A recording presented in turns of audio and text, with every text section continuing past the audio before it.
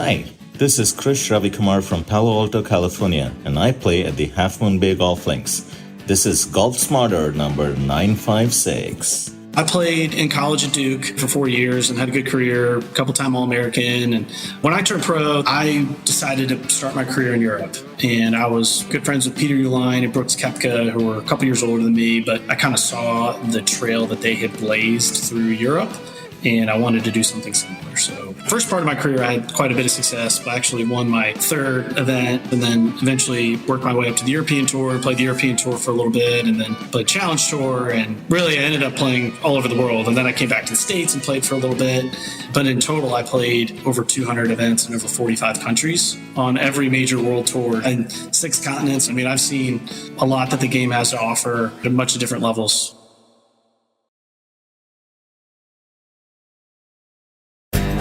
Bad results on the course can also be the result of poor food choices. Featuring Brinson Paolini. This is Golf Smarter, sharing stories, tips, and insights from great golf minds to help you lower your score and raise your golf IQ. Here's your host, Fred Green. Welcome back to the Golf Smarter podcast, Brinson. Hello, Fred. Happy to be here. It's great to have you back on the show. Because you've been evolving your product line. When we first met you, it was through Sharp Focus Nutrition. Mm-hmm. And now you're Sharp Focus Golf. So let's back up for a minute, talk about Sharp Focus Nutrition, the ideas that you had for that, and where it is today. Got it. And then we'll get to Sharp Focus Golf too. For sure. I think when it starts with Sharp Focus Nutrition, it really bore out of my own experience and my own coaching. I've been doing coaching for over a decade, and it's something I struggled with personally when I competed in college, when I played professionally on the European Tour and Challenge Tour and many other tours. And something my students struggled with was just proper nutrition on the golf course. And I went out there to solve that problem. And we feel that we've been able to do that with, we call it SFN, or Sharp Focus Nutrition, our packets. And that's really evolved, and we've added additional items and products. We now have an electrolyte supplement, which is really exciting since we last spoke. And so that's evolved. And then, Sharp Focus Golf is something that I've had in the back of my mind for a long time. I've had my own website and performance website for a long time, and have always wanted to update it with contributors and really covering the whole gamut of golf topics for golfers of all levels. And that's really what we've worked really hard on over the last 18 months. And we're excited with the end result. Excellent. Let's just for those who've not been introduced to it before, let's recap what the product lines that you have for Sharp Focus Nutrition, what they were, what they are, and what they do and why. Yeah. So the idea of Sharp Focus Nutrition is it's an on-course eating supplement. It's a program to eat food throughout the round to keep your energy levels and keep avoiding spikes and crashes in your blood sugar. And, we've put this packet together, and it's actually on a little carabiner clip, and you could clip it on your bag, and you eat small amounts of food throughout the round. And it tells you which holes to eat it on. But the idea is that you're eating a little bit pre-round and then every 3 holes throughout the round from there. And it's backed by science, backed by research on what to eat and when to eat it. And so it's all in one neat little packet. And then from there, we've evolved. And since we last spoke, we now have an electrolyte supplement. And we partnered with Trace Minerals on that. And they're really the leader when it comes to liquid electrolyte supplements. And we partnered with them to develop one tailored for golfers. And so it's going to be different than some of the other stuff out in the market where they're more tablet-based. Ours is liquid-based, and which has a lot of benefits. It's you keep it in your bag. It has 3-year shelf life, and it sometimes in extreme heat, those tablets can get to where you can't use them anymore. And so the liquid, that isn't the case. And so all it takes is it's pure electrolytes, no additives, no sugar. It's actually got no taste. So you just put 5 drops in your glass of water, and you have the proper electrolytes for golfers. And we're really excited, and it's been a cool thing to add for folks out there trying to play their best. Yeah. So for years, I've found that if I eat a lot before or during a round, it doesn't work for me. I have a big crash. Yeah. And so I've always been a big fan of the idea of just grazing through the round with whatever it is. Like I personally like peanut butter pretzels. Yeah, I remember you saying that. A Cliff Bar, some, maybe dried mango, dried fruit. Yep. But not eating a lot. Just keep it going. Wheels never fall off. What was the need that you discovered that made you feel like you needed to develop this product line? It was something that I just saw players losing energy and struggling toward the end of the round, and I experienced it myself. I think it's easy if you're on the last nine on Sunday and in contention either to make the cut or in contention to win, and you start making bad decisions, to start blaming your technique or blaming your coaches or whatever it might be. And I would just look at other folks, and from the outside looking in, it's really simple. It's like you just got tired. You didn't have the right fuel. And it's easy to forget to eat. I always, sounds like you had a good reminder, but for me, I would forget. I'd always have food in the golf bag, but I would forget to eat it. And there was great research, and there is great research out there on what to eat, when to eat it. And we just put it in, a simple package. And then the carabiner clip was kind of inventive to put it on the outside of your bag, so it's always visible. So you love that. So you don't forget to eat when you're coming down the stretch. And I think that's the idea, because the second, I know you've heard this and we all have, but the second you're hungry or thirsty, it's too late. And the first thing that goes is your decision making. And you're not going to be able to give yourself the opportunity to make good decisions at the most important time in the round unless you're doing all the things right leading up to that moment. And that was kind of the need that we had wanted. And then hydration is a big part of it too. And we struggled a little bit with hydration and how to solve that. And but through some work with trace minerals, we feel we come up with a really good product for golfers as well. That's awesome. Personally, I walk the course when I play, but I have a push cart. Yeah. So my food, the things that I bring with me that I'm grazing on is always kind of right in front of me because it's right there on the push cart. Got it. On the push cart, right? So for somebody who's carrying a bag, you may not see it. So I thought the carabiner was such a great idea because it's going to remind you. For sure. It's going to remind you. That's great that you have that system. And it's funny, Fred, you encouraged us when I was on here last time to have an alternative, because we have beef jerkies, the first thing in our Sharp Focus Nutrition. You encouraged us to get a plant-based option, which we've been able to do, and it tastes really good as well. But we appreciate that feedback, and we've been able to incorporate that in there as well. So what did you do? Because I remember you sent me some salmon-based jerky. Yes. No, we did. So we ended up going plant-based. You did go plant-based. We did go plant-based as the option that we have for folks. Okay. And what is the product? What is that? It's awesome. It's going to be based on 100%, plants, 100% vegan. Specifically, I'm not exactly sure. It isn't the most popular. I mean, most people like the beef jerky. I mean, beef jerky is the number one selling snack in America. I mean, I don't think people understand that. People love their beef jerky. So that's kind of the main one from that standpoint. But we're glad that we're able to help folks that do want to do that like yourself. Yeah. Well, thank you. I appreciate that.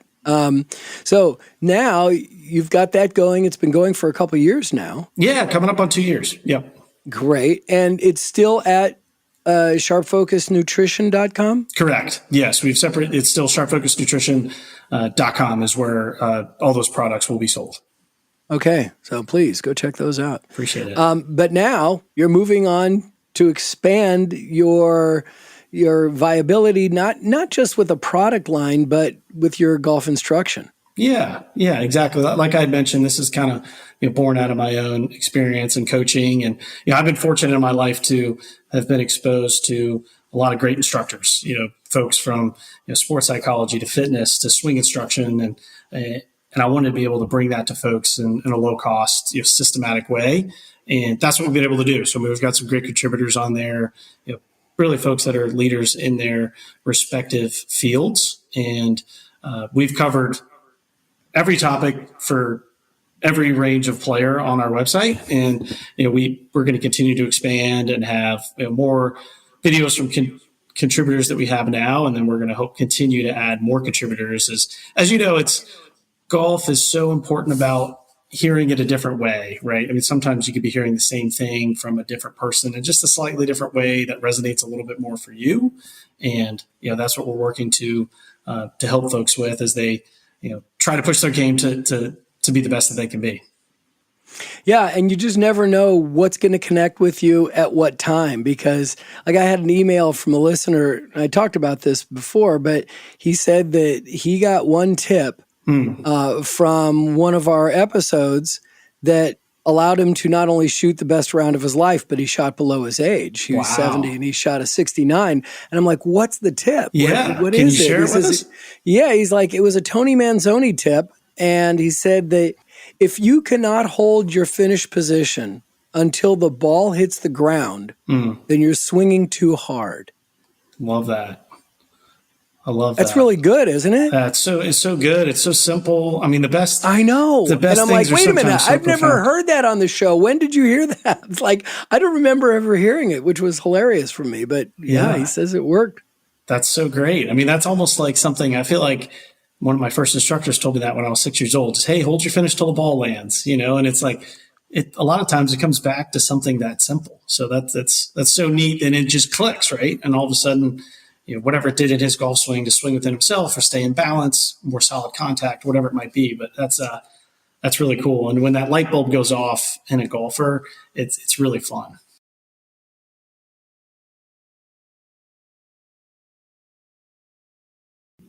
You kind of alluded to it a second ago, but one of the things you talk about on your website, which I thought was a great way to do it, is just by saying no two golfers are alike. They are. Everybody's got their own unique path. And I think where a lot of people struggle, I think all of us that love the game have gotten lost online on YouTube trying to find swing fixes for whatever it might be, whatever video it might be. And I think the struggle there is, to your point, we're all at a different point in our journey in golf. And exactly. Just because somebody is saying, hey, this is the feel that you need to be having, it's so dependent upon, one, your level of golf, where you're coming from, what your tendencies are, what your body allows you to do. And I think it's important to have a tailored approach and not a cookie cutter approach. And I think that, it's super important to have swing instructors, and we really highly encourage folks to have a swing instructor, but I would steer them away from someone that's teaching them one method. I struggle with method instructors because we are all so different. And literally there's a golf swing there's golfers on tour doing everything. I mean, you got cup wrists and bowed wrists and shallow and steep and rotary and vertical. I mean, people are doing everything, and it's just a matter of finding what works for you. And in my experience as an athletic person, you should, when somebody encourages you to try something, it should work relatively quickly. Like sometimes you have to take a step back to take a leap forward, but you should be able to see pretty immediate, at least in a couple of shots, like, hey, like that feels right. Like, okay, that's different. If you're not able to do it, pretty quickly on the range or 9 holes on the golf course, like you need to move on and try something different. And like, we really encourage folks to be in charge of your swing coach too, and say, look, like that, I understand that feel, but it doesn't work for me. I've tried it in the past. We got to do something differently, and own that relationship and understand, okay, this is what I need to do to get better. Because you're in control when you're in those lessons. Yeah, exactly. But when you're in your lessons, it's when you try something different, you feel like something's not working for you, don't do it during a round. Yeah. 100%. Don't beat yourself up with that and start trying multiple things during your round, because it's only going to get worse and you're going to get more frustrated. That's so true. I mean, during the round, you have to, whatever that swing thought or feel is for the day, like you're committed to that through that round, 100%. I mean, I think you can't be going out there and then you're in the, we've all been there, right? We have a thought, we have a feel, we're excited about it. We get to number 3 or 4 and hit one out of bounds, and then we're down the rabbit hole of, I remember 3 months ago I was trying this. Okay, lag feel, I'm going to do that, and then to your point, then you're in a downward spiral. A nasty, nasty downward spiral. but I will say that there are periods of time when experimentation is important, and I think like in lessons on the driving range, when you're out just playing for fun, not for a score, like at those periods of time, it's okay to experiment and try things out to see what works, because every now and again, you will find a feel that really can change the game. I mean, I know I think back on my career, and there's been probably 3 swing thoughts that I've had in periods of time would really change the game for me specifically. And, sometimes it's hard to get back to those feels later on, but it's important to have those. And when you have them, man, you gotta press it. So share. What are the three swing thoughts that you had that you held on to? So this is to the point before, this is where it's so individual because it's all based upon my tendencies in my golf swing. So my tendencies in my golf swing are to over rotate too quickly with my body in the backswing, and then my upper body tilts towards the target instead of my lower body leading. So everything that I did, that's my overall DNA, my tendency, my mistake. So everything that I did, my feels were trying to get away from that. But if I shared with what my feels were, most amateurs are going to struggle with the complete opposite. They don't get a big enough of a turn in the backswing. So I think that's where it's a little bit more challenging because, yes, I could share those feels, but it might be the worst thing in the world for one player and the best thing for another player. So, I mean, you have to understand what their golf swing looks like, what their tendencies are, what their ball flight is, how they're struggling, and then move from there. And how did you assess that was a problem for you? Did you have a coach who was telling you this, or did you figure it out on your own? I did, yeah. No, I mean, I've had swing coaches my whole career, my whole life, and it's extremely important to have those. I mean, I've worked with probably more than I probably should have in my career, but I think too much in your head at once. Yeah, I think all professional golfers at some point, not all, but I think you can fight that battle of, hey, I'm not doing well, and I'm going to start shopping swing coaches. And I think there's one coach I had for the majority of my career, a guy named Todd Anderson, who's an incredible instructor. And he was the main person that I worked with and really taught me the game. And then you start to struggle, and then you start to go see a bunch of different instructors and trying different things, and really don't encourage that. However, through the process, I learned a lot. I mean, I think in hindsight, it was really good just for me as a developer, as a golfer, and a coach, and understanding different swing philosophies and different things that might work for different folks. But for me as a professional, it was not the best thing in the moment. Right. Tell me about your professional career. I mean, you played college golf. You went on to be a professional golfer? I did. Playing competitively or professional instructor?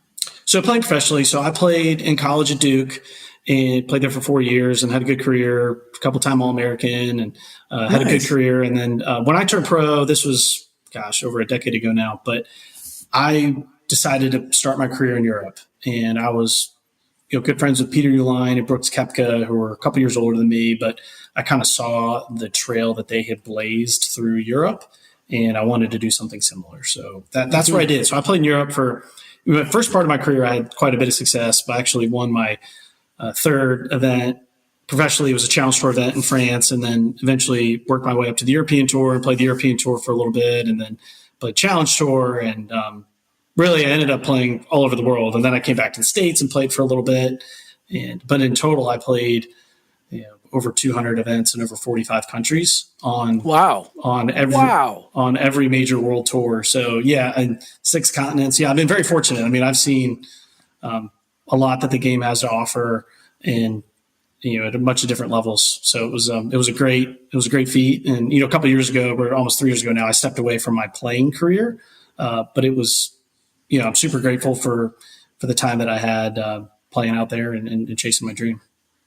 So you dropped a big name. I'm going to pursue this. You said Brooks. You said Brooks Koepka. Yep. Did you ever beat him? Did you ever go head to head with him and beat him? So Brooks is obviously an incredible player, and he was at Florida State when I was at Duke, and he won the ACC championship my junior year, which would have been his senior year.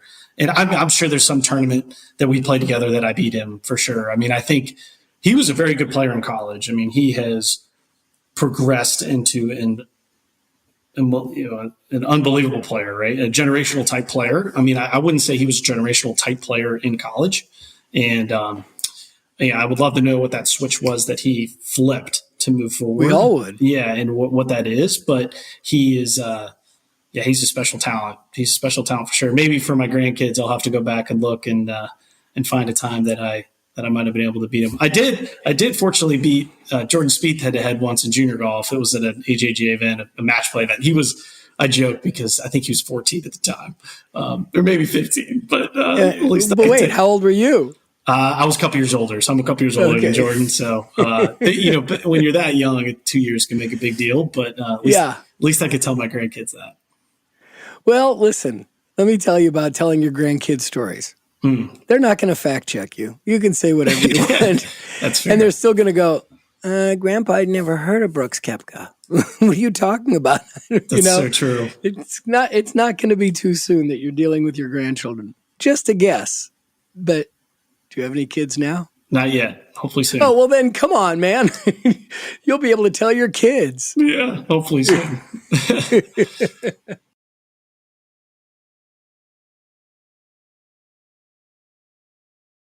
I'm really curious about your time at Duke. Did you get recruited? Did you walk? I mean, because getting onto a college team is always tough for a freshman because there's seniors out there that you got to compete against already. So, what was it like playing on that level, but getting in from the first place?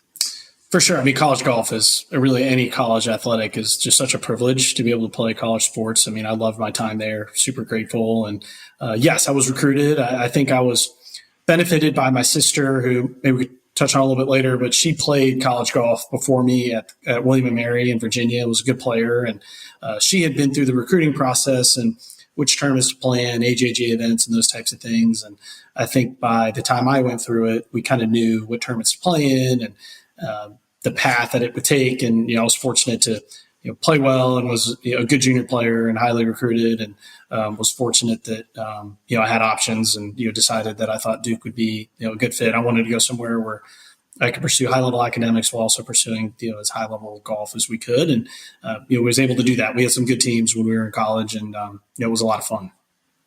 So the Paolini family growing up, I mean, you would all golf all the time? How many siblings do you have, and were you all golfers and all, striving to be at the highest level of competition? So just me and my sister, but yes, golf was a huge part of it. She was 2 years older than me, and we were traveling around the country playing junior tournaments. My parents were going different places, and then we overlapped for 2 years in college, and my parents came to, at least one of them came to almost every one of our events. So it was it was a lot of golf for sure. But my sister is she's an incredible person. I mean, she's extremely accomplished person. She went on to not pursue golf, but she's actually an MD PhD. So she has her MD and she also has her PhD in neuroscience. And in addition to being a college golfer. So, she's had a big impact on my life and my coaching on, these businesses. I mean, she's a really smart, bright mind with great perspective. And, it's been really fun to have her not only as a sister, but just a mentor in my life. And she's involved in Sharp Focus Golf? She is. I mean, she's a big part of it. I mean, she's a big contributor. If you go to our website, she's got some great videos on neuroscience. Like I mentioned, she's she has her PhD in neuroscience. And so she understands, she's been in my ear for years saying, hey, Princeton, there's some cutting edge research coming out around neuroscience and nobody's talking about it. I mean, every single day there's more research coming out around neuroscience that, should be applied to golf, that people in sport, in life, and just how we live, that people aren't talking about, people aren't applying. And I mean, her videos are really powerful in what she's put in, and especially with her perspective and understanding of golf and things around that. So yeah, she's been great. So we've really enjoyed that. Can we get her on the show? Yeah. I love talking about how neuroscience impacts golfers and, the kind of stuff that we don't think about. Even if you're thinking about the mental game, you're not thinking about neuroscience. It's a whole different thing. Yeah, there's a different. You got your sports to talk to her. I knew you would much enjoy talking to my sister. She's much better looking and much, she's much easier to talk to than me. So you guys would much enjoy talking to her. But I enjoy talking to you, and you're a fine looking man, and I have no interest in how people look. My wife is like, she said that to me. She goes, "Isn't that person cute?" I said, "I'm not going to answer that question. Yeah. It's not relevant to me. I've been married 44 years. Wow. Why would I?" So anyway, but that's a very sweet compliment you paid for your sister, but I'm not going there. Yeah, but sorry. No, that's understandable. You're a good man. But to that point, though, I mean, you got your sports psychology, which is kind of what people have talked about for decades. And then neuroscience is kind of it's a different sphere. I mean, there's similarities, but there's differences. And, neuroscience is important. And, top minds in the golf and really in sport are thinking about it. And we feel that others should as well. We've had neuroscientists on before talking about this thing. It's great and stuff. I got some amazing insights on, what a problem it is for people to be thinking about parts of their body while they're taking a golf swing. It doesn't help. 100%. Yeah. And there's even like little, I want to call them, techniques and things that you can do, right? I'm very much a doer. I don't like when I hear fluff of things around, stay in the present, stay in the process. And those are great, but what does that mean? Right. And and how do I do it? So, I think our ethos is, simple, effective techniques that you can do in the moment that, are going to make a difference quickly, because when we're out there, we're competing and we're, whether it's club championship, stadium, US, whatever it is, US Open, like we're coaching ourselves. We're all coaching ourselves, whether we want to admit it or not. Like we have an internal dialogue, we have self-talk, we are all coaching ourselves. And we need to be able to give ourselves the tools that are effective when we're in those moments. And neuroscience is big part of that for sure. Absolutely fascinating. Yes, I'm gonna bug you to see if we can get her on the show. That'd be great. I appreciate it. She's a busy woman, but we'd love to have her on, man. She's she would be, your listeners would really value listening to her for sure. Yeah, I cannot wait to talk to her. I think it would be really fascinating. That's great. So now that you're now focusing more on instructional and doing this business, do you get to do both? I mean, because they both demand a lot of attention and time. They do. So where is your focus? Are you working one-on-one with students these days? I do coaching. I do one-on-one coaching for sure. But I am, to your point, I am focused on Sharp Focus Nutrition, and we're committed to continue to grow that business. And it has over the last couple of years. And, we're also committed to growing Sharp Focus Golf. And, like I said, we're proud of the website we put together. We feel we've got great contributors covering great topics, but we want to continue to grow that in the future. And, we're excited about more videos from current contributors and some other really exciting contributors that we'll have in the near future. Well, that's what I would like to spend our time that we have together here now is talking about the contributors that you have and what they are contributing to the sharpfocusgolf.com website.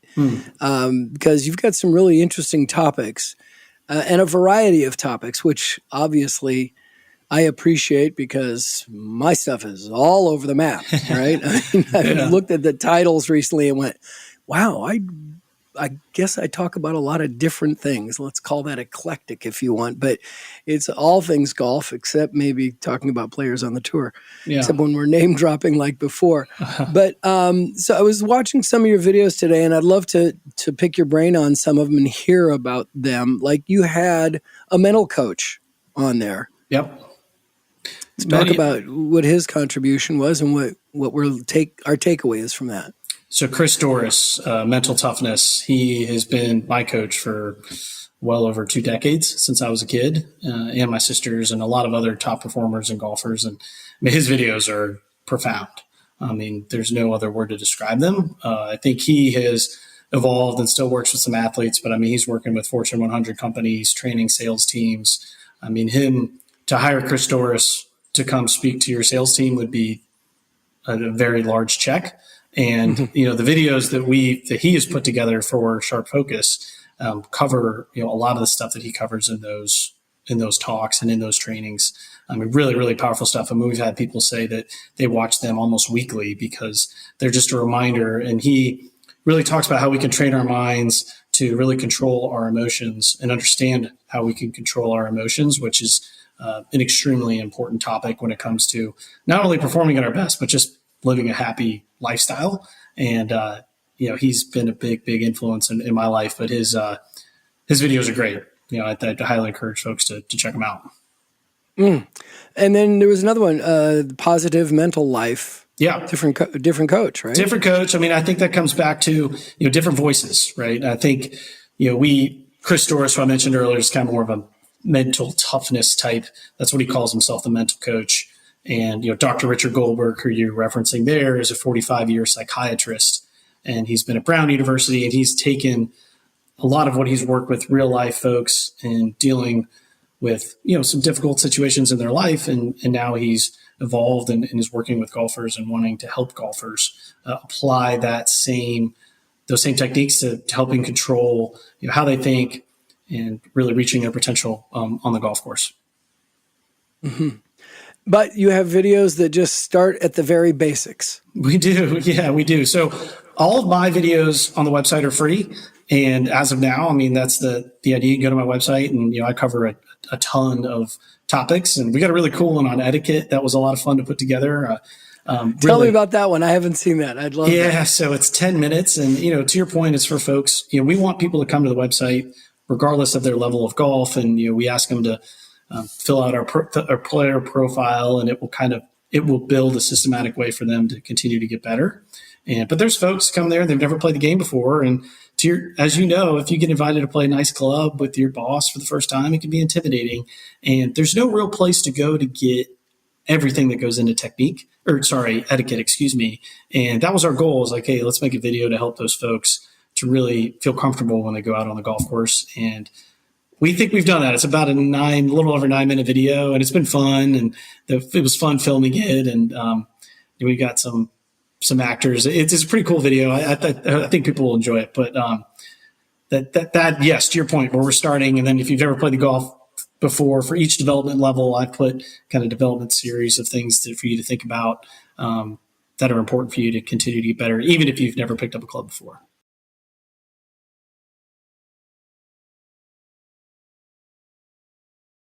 So what's the most abused etiquette, rule of etiquette on the golf course? But I think everyone can pick their own.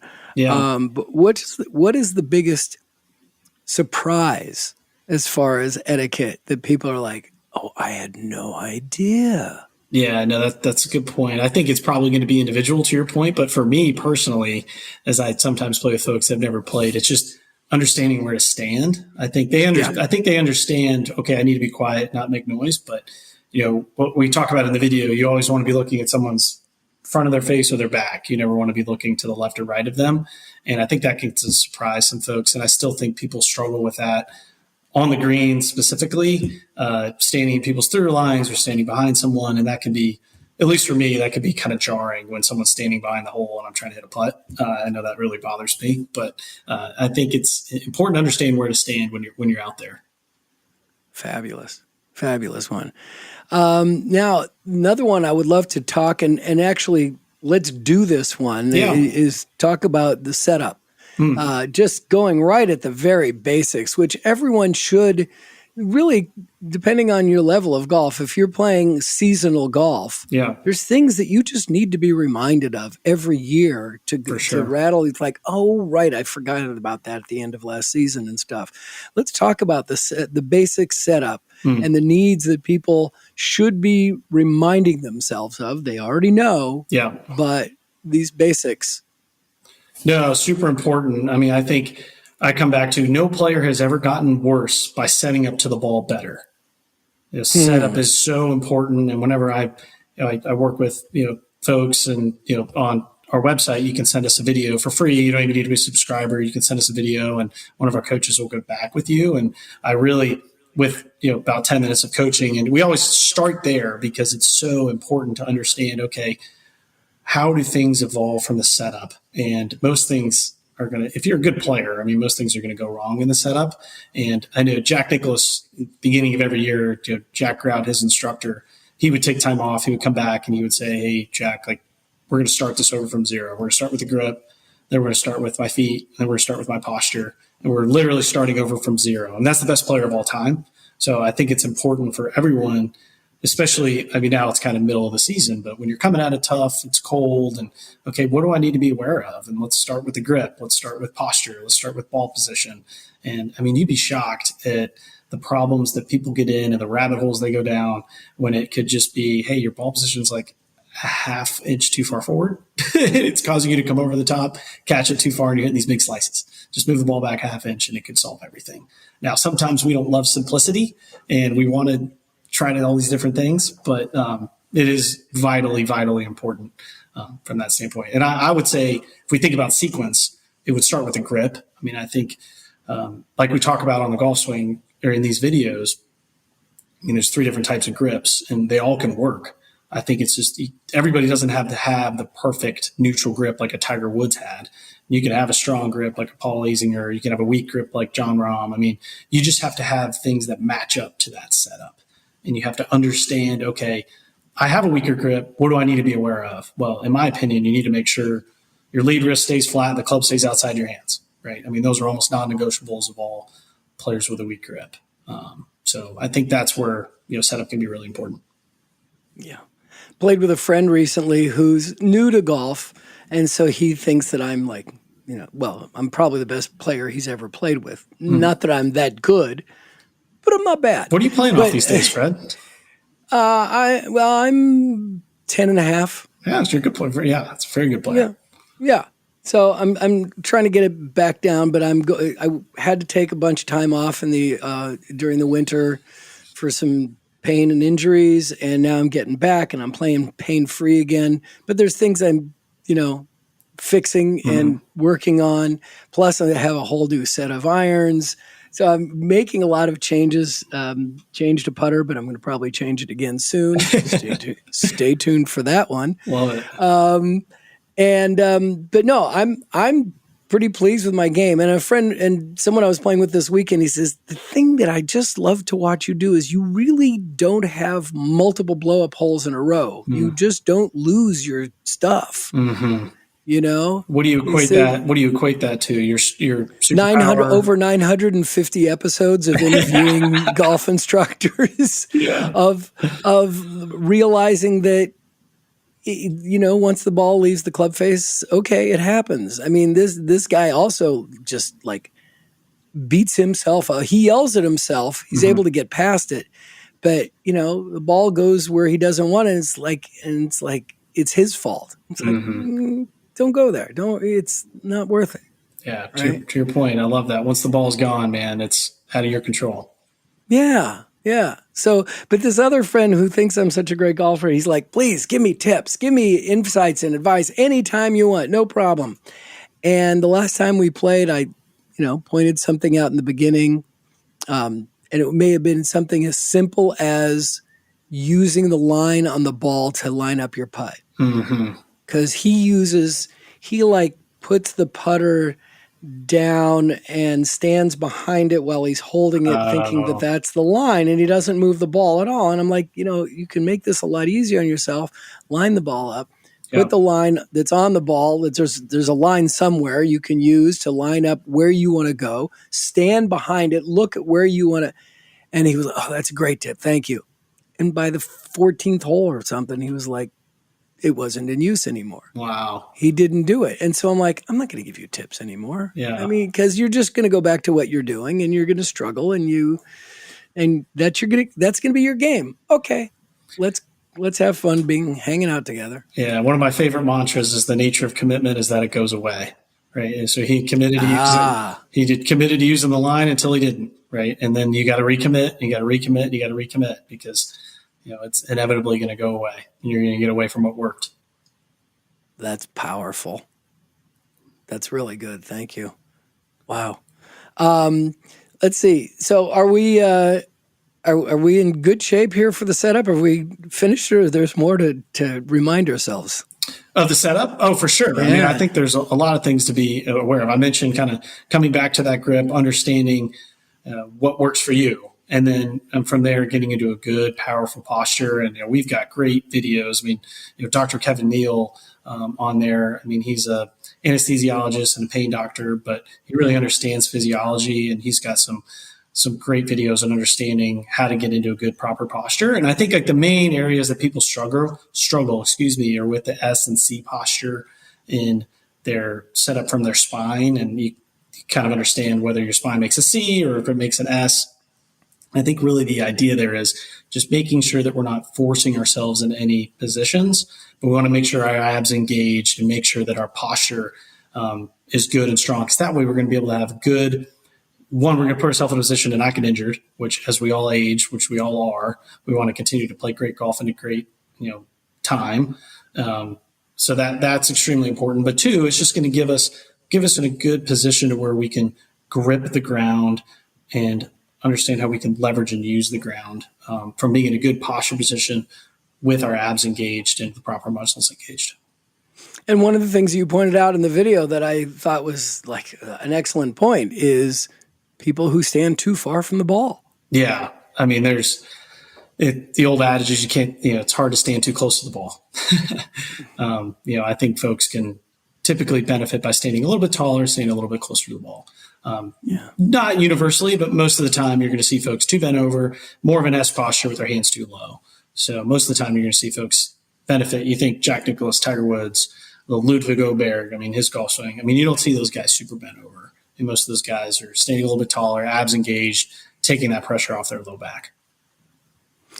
Well, folks, you have heard all of it from Brinson about what's going on at sharpfocusgolf.com, and I highly urge you to go there and check it out for yourself. You'll get a lot of valuable information from a variety of voices, which is really nice. And then also think about your nutrition and hydration. Go to sharpfocusnutrition.com as well. And think about what you do on the golf course, whether you're eating sandwiches or you're drinking beer or drinking coffee. You got to really think about those. If you want to improve your golf game, those may be things that don't necessarily help.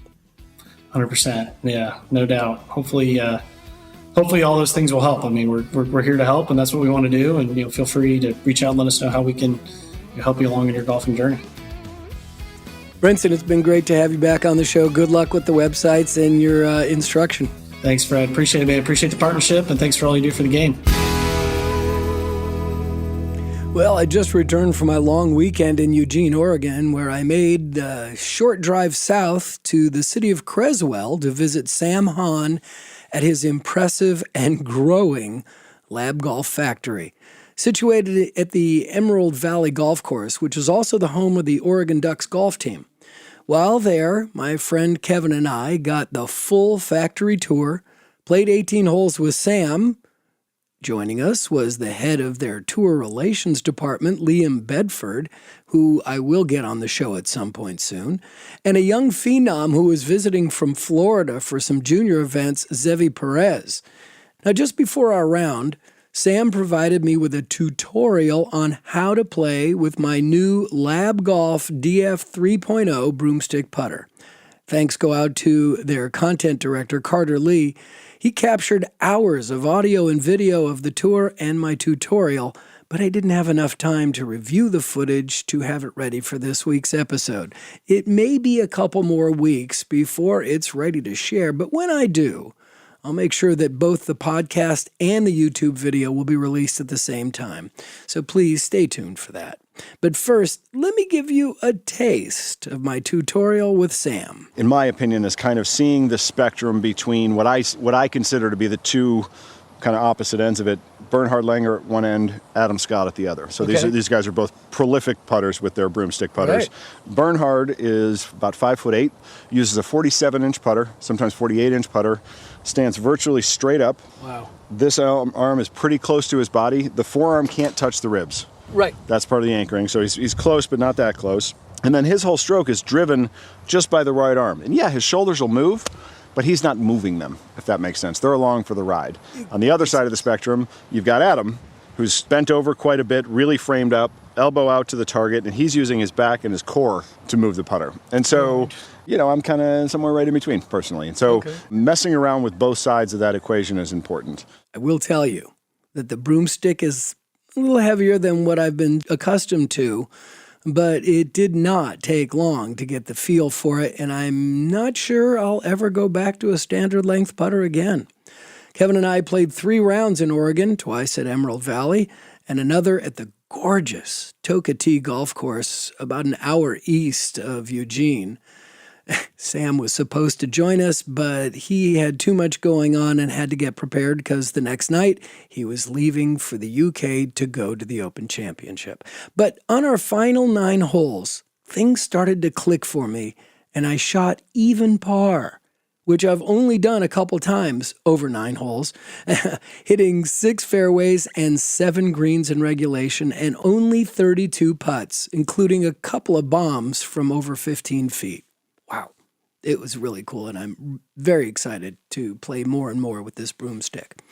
Now, this week's Golf Smarter ambassador, Krish Ravikumar from Palo Alto, California, plays at the Half Moon Bay Golf Links, a course I've enjoyed 3 or 4 times that I've played there. It's a beautiful property right on the edge of the Pacific Ocean, and some refer to it as the poor man's Pebble Beach, although I'd probably say it's more like middle class course because it's not inexpensive to play there, but it is much easier to get to from the Bay Area, and a beautiful and challenging course when you're visiting from out of town. Kumar recorded his show opening on his phone in order to get a free link to Tony Manzoni's video, The Lost Fundamental. Our ambassador program has become very popular, but there's plenty of room for you to play along too. It's free to join, and you get to choose a free gift. All you need to do to become one of our featured Golf Smarter ambassadors is introduce a future episode. Just write to golfsmarterpodcast@gmail.com, and I'll get back to you with some simple instructions on what to say and how to do it. If you have any questions, comments, or suggestions for upcoming episodes, please write to golfsmarterpodcast@gmail.com or click on the Hey Fred button when you visit golfsmarter.com.